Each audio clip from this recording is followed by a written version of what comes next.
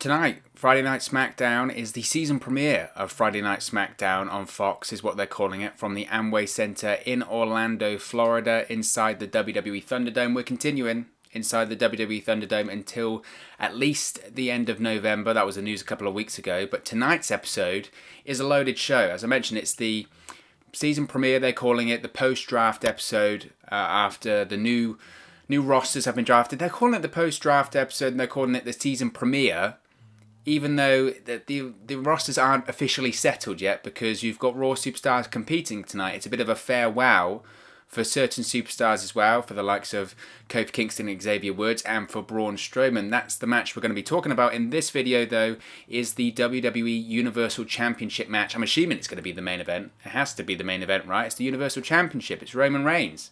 But yes, we're going to have the Universal Championship on the line as Roman Reigns defends the Universal Championship against Braun Strowman.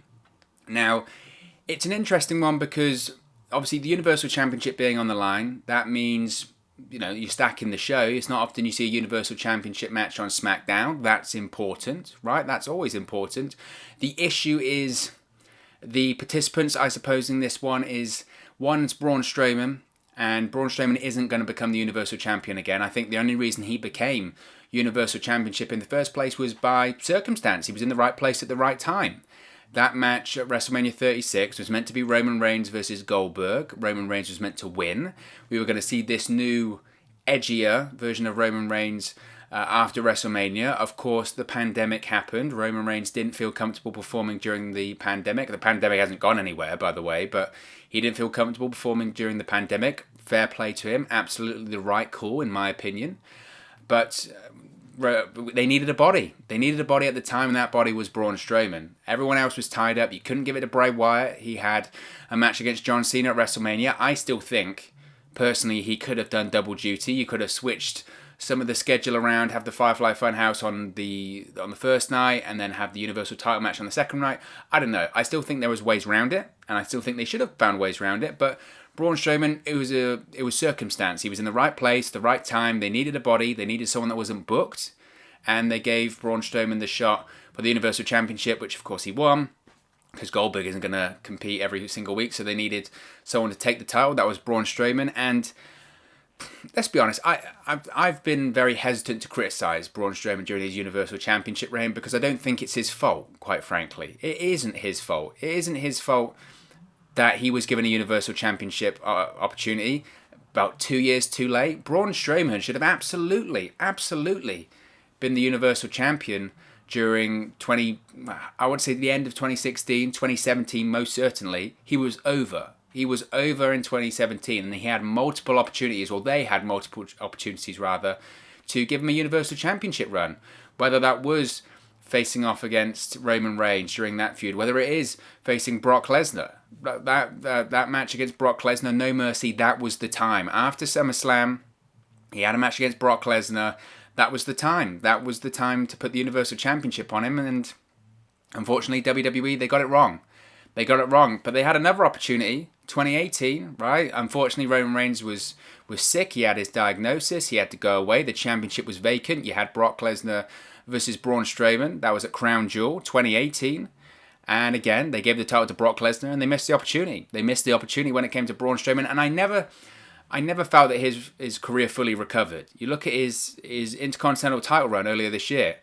Braun Strowman became the Intercontinental Champion, and even then, I think everyone went, great. He won his first singles title in WWE, and it didn't mean anything. It really didn't mean anything. So much so that he dropped the title a couple of weeks later to Sami Zayn at Elimination Chamber, and Sami Zayn's a better Intercontinental Champion than Braun Strowman. That title reign did nothing.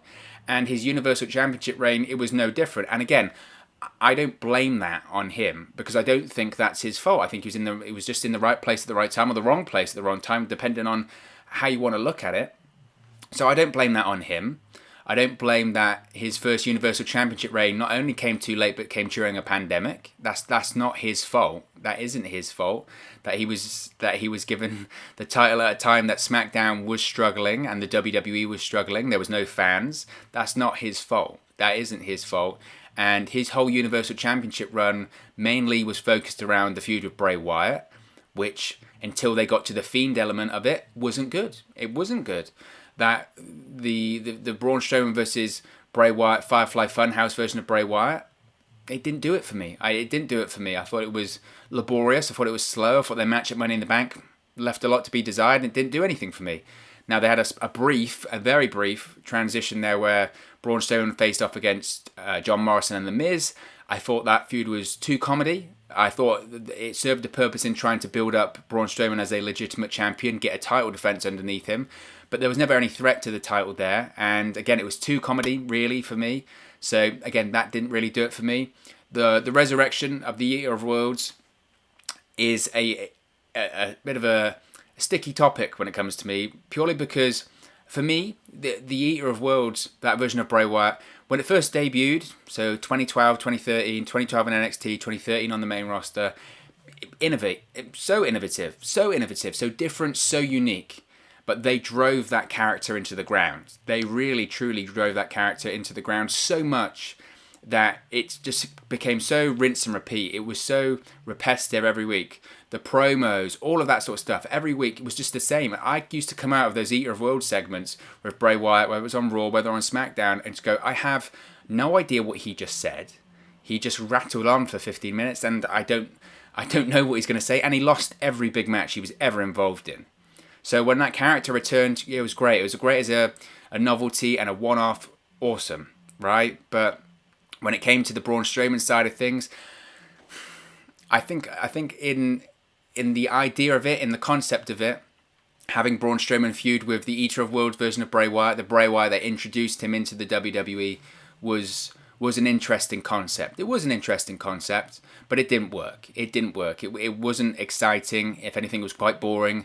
That Wyatt swamp fight at the horror show at Extreme Rules, I never want to see again, because I think, 2020, whatever you want to call it, the year of, certainly has been the year of cinematic matches, especially in WWE, and arguably that's the worst. I would fairly confidently say that's probably the worst cinematic match we've seen up to date this year. I mean, there's always time for more, but that just didn't do it for me. So again, once the Fiend stuff got involved, and I'm going massively on a tangent here, but once the Fiend stuff got involved, I did think it was good. I did think that was good. But again, I don't think that's Braun Strowman's fault. I don't think that's representative of him as a champion. I think that's representative of just the timing. The timing, if you could sum up Braun Strowman's WWE career, it's timing. And it's just been very poor timing, unfortunately.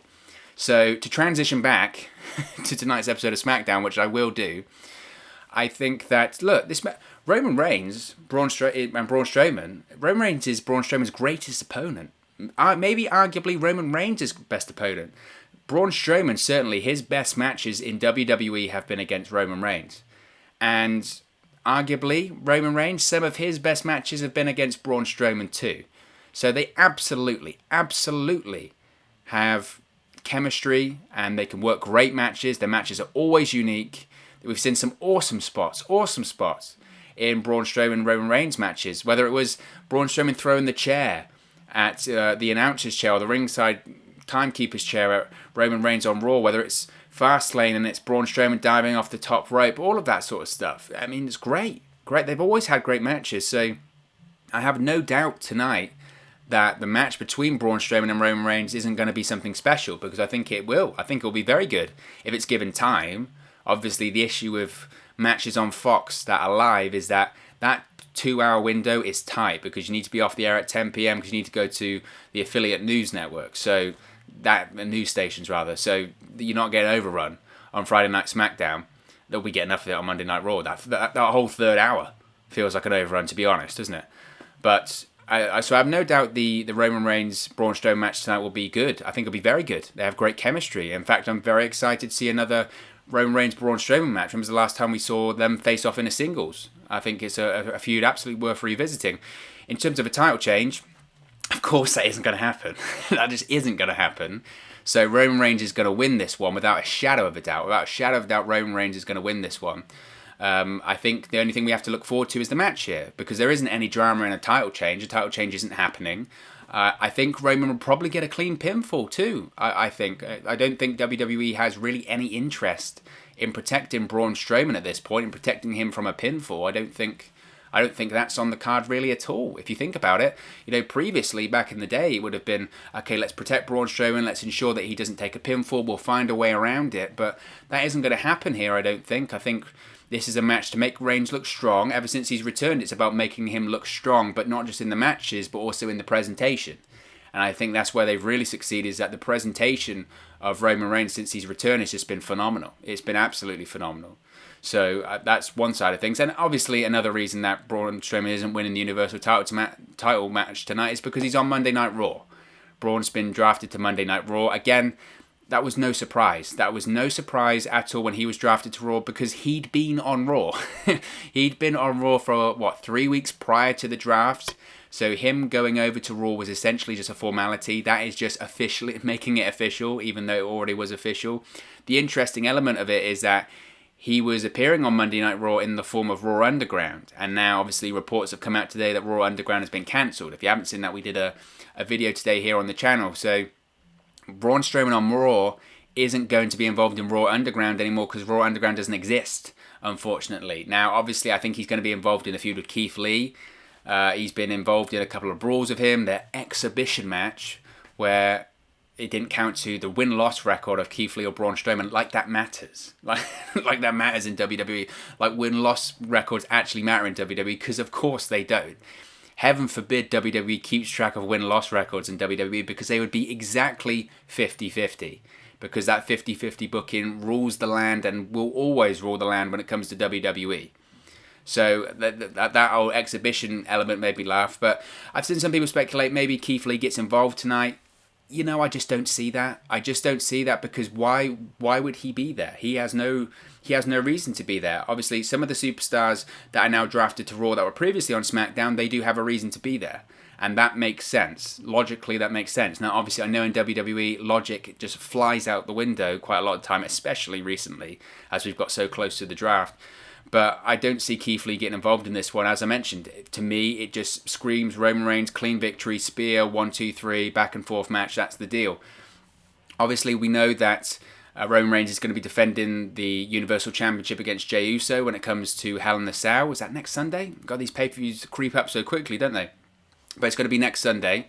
And that's inside Hell in a Cell, but it's an I Quit match inside Hell in a Cell. So I'm excited for that one. I am really excited for that one. I think it's interesting. I think if we thought the story at Clash of Champions, I thought it was absolutely excellent. I thought the story at Clash of Champions was absolutely excellent. I thought it was emotional, gritty. It pulled you in. It was, in terms of a match, there was nothing really there in terms of the match, but in terms of the story and in terms of progressing the storyline and making the viewer feel emotion and portraying the emotion from Jey Uso, Jimmy Uso, from Roman Reigns, and even Paul Heyman. I thought everyone did a fantastic job, and I think everyone showed the emotion that they needed to and invoked the emotion from the audience that they needed to. I thought they did fantastic. But my point being, if you thought that was emotional at Clash of Champions, just wait to what we see at Hell in a Cell, because I think they're going to take it up a level. I would love them personally to see them get some blood at Hell in a Cell. Don't know if they will. I don't know if they're really allowed to. Sometimes you never know. Sometimes you never know when it comes to Vince McMahon. He's a crazy guy. So sometimes if he makes these rules and he enforces these rules a lot of the time, and then he breaks them himself. Look at the brand split. Look at anything, okay? If the storyline dictates it, he'll do it. So I would love to see them get blood. Back in the day, if this was the mid-2000s, absolutely. You can guarantee Jey Uso would be split open and bleeding all over Hell in a Cell right now. If it was Cody in any match, he would be bleeding in any match, because that's what he does.